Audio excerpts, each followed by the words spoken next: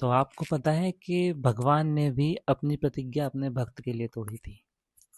तो ये कहानी है उस दिन की जब महाभारत का युद्ध का 9वां या 10वां दिन चल रहा था और भीष्म पितामह अर्जुन और इनसे युद्ध कर रहे थे, लेकिन उन्हें मार नहीं रहे थे। तब दुर्योधन ने भीष्म पितामह को ताना दिया था कि आप पांडवों का वध नहीं करना चाहते, आप सिर्फ उनसे खेल रहे हो, आप अपनी पूरी शक्तियों का उपयोग ही नहीं कर रहे हैं। इस बात का भीष्म पितामह को बहुत बुरा लगा और उन्होंने उस दिन प्रतिज्ञा ली थी कि अगर मैं कल के युद्ध में अर्जुन का अगर वध नहीं कर दिया, या तो मैं अर्जुन का वध कर दूंगा या फिर मैं श्री कृष्ण से शस्त्र उठाने के लिए मजबूर कर दूंगा।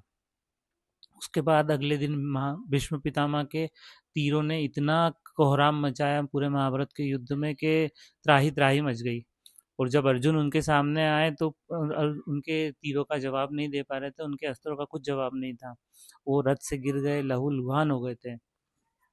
तब भगवान श्री कृष्ण ने अर्जुन के रथ का पहिया उठाया था और बिल्कुल भगवान भीष्म पितामह को मारने चले गए थे कि अर्जुन तुमसे ये नहीं हो रहा, तुम अपने पितामह पे अगर वार नहीं कर पा रहे हो तो मैं जाके मतलब उनका वध कर देता हूँ।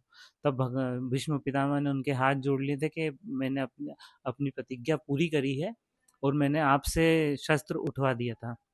तब अर्जुन उनके पाँव में, भगवान श्री कृष्ण के पाँव में चले गए और बोले कि प्रभु मुझे माफ़ कर दीजिए, अब आप रथ को रख दीजिए, क्योंकि अगर भगवान ऐसा करेंगे, भगवान अपनी प्रतिज्ञा तोड़ देंगे तो भक्त पे क्या प्रभाव पड़ेगा। तो इस कथा से सीख यह मिलती है कि जब भक्त पे संकट आता है, जिस प्रकार अर्जुन पे संकट आया था, जब भक्त पे संकट आता है तो भगवान अपनी सारी कसम, वादे, सब प्रतिज्ञा सब भूल जाते हैं और सब तोड़ देते हैं और उनके आगे खड़े हो जाते हैं। ये इस कथा से सीख मिलती है। जय श्री कृष्ण।